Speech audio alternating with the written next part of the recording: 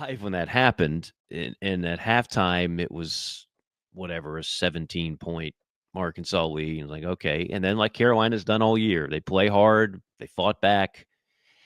You know, the quote I've used from the people that I know at Ole Miss when they describe Juice Wells, which is allergic to the big moment with Juice. Now, Juice was basically allergic to many moments at all. He didn't do a whole lot at Ole Miss, but not to pile on. This Carolina team, when you're good enough to stay in a lot of games, as they have against really, really, really good teams, and I'm not putting Arkansas in that class, but most of the SEC is. Arkansas is going to be good enough to get in the tournament, and that's great. I don't think they're a great team. But then you watch this team, like, for example, there were 3 shots I counted when the game was tight and down the stretch where guys took open threes or jump shots and it doesn't hit the rim. Yeah. It's an air ball. It hits the backboard.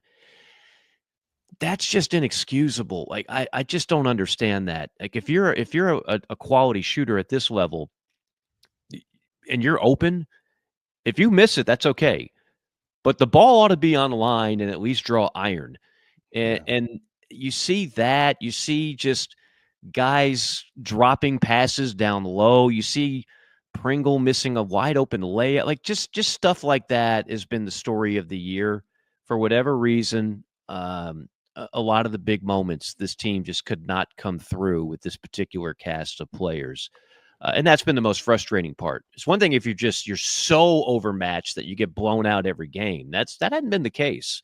But when it came down to clutch time in the tight games, remember now the wins, for example, the Arkansas win was an absolute shellacking, right? Mm-hmm.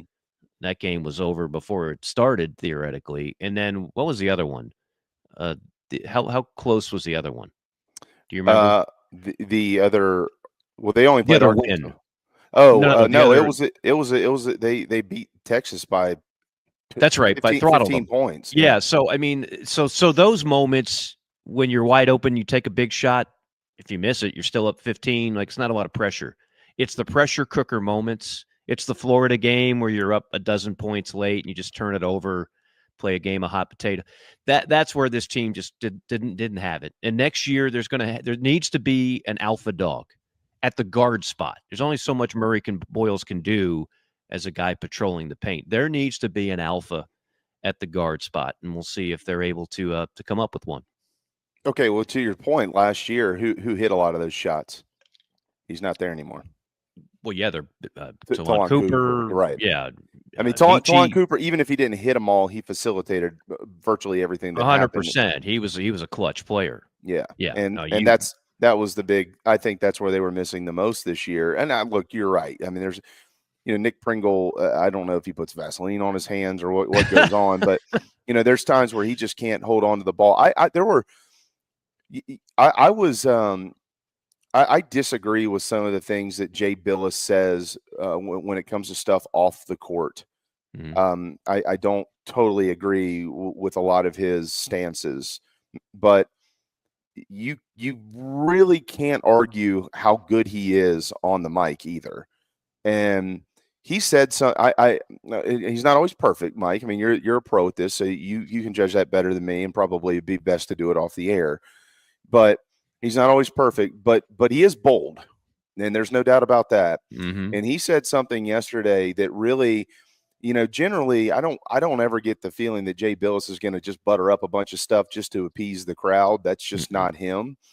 And he made a comment, and you kind of take it with a grain of salt because you're like, oh God, that kind of sucks. But it is interesting.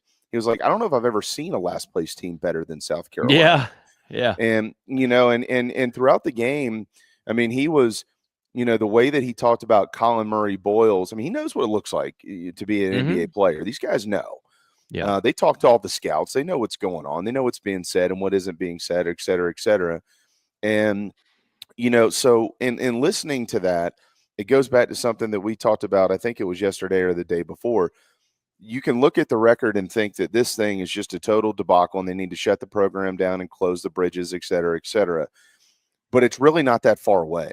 And we saw an example of that last year. It was this team, and then we saw an example of that this year. It's Missouri and Vanderbilt, for instance. So you're talking about one now. I believe that they're going to lose Colin Murray Boyle. So good, you got to figure out you can't replace him with one player. I don't think you're going to have to replace him with a couple. But the fix is there.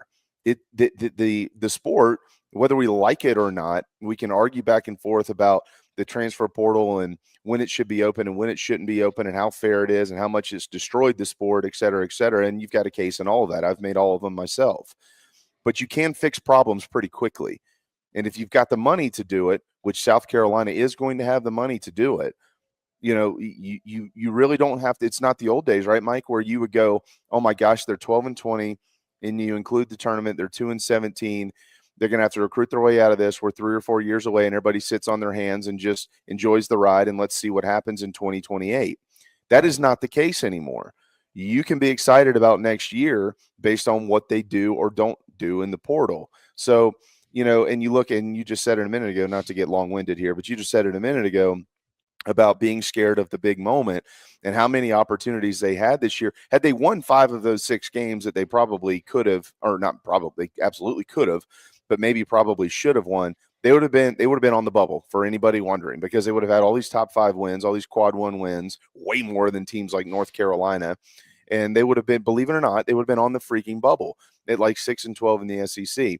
So if you go out, I can bet your rear end they're looking for somebody who ain't scared of the big moment. There's no doubt about that. And it is a very fixable and solvable problem in short amount of time, much more so than before. And here's the other thing, unlike football, where if you don't get your fair share of 4 stars and sprinkle in an occasional 5, you're not playing for big prizes. Right. You're just not. Right. 9 times out of 10, you're not. In basketball, you don't have to have that. Look at the top 2 teams in the SEC right now. Look at Auburn and look at Florida. These are 2 teams that have Final Four written all over them. We'll see if it happens or if it doesn't. Now, Bruce always gets one undersized guard that is highly recruited, but a lot of teams are like, he's too small. And he goes to Auburn for Bruce, and he plays lights out. He loves the 6-foot guard, which, ironically enough, is about the size of Eli Ellis. Janai Broome, who could be the player of the year and certainly he's the engine that makes them go. He's a transfer from Morehead State. Mm-hmm. Okay. You look at up and down their roster, it's not full of a bunch of McDonald's All-Americans. That's not the way basketball teams are built. Florida, their top player, Walter Clayton, was a stud football player. Right. And so scouts are like, yeah, we like him as a DB. We don't like him as an undersized 2-guard. So what does he do? He goes to Iona, plays for Rick Pitino. Rick Pitino leaves for St. John's. He says, I'll go back home. I'll play in Gainesville and see how I can do. Then they have to move him to the point guard spot, which people said he's not a natural point guard. Well, now he's a first-team All-American. Alex Condon, that 6'11" Aussie that you see running all over the place and dunking on people, who could be a first-round draft pick. Yeah, his top offer was St. Mary's. They stumbled upon him at a foreign showcase in Vegas. Elijah Martin, he's a transfer from FAU. Mm-hmm. And the Thomas Houck kid is from some city in Pennsylvania, 20 minutes from the Amish, that nobody recruited him. That's how Florida got built. Not a bunch of blue chip All-Americans. That's how Auburn got built. So in basketball, unlike football, you don't have to lead the way in recruiting the guys with the most stars to build a power. Older is better. Get the right guys in the portal. Find a couple under-recruited players in high school recruiting, and you can be that good that fast. Yeah.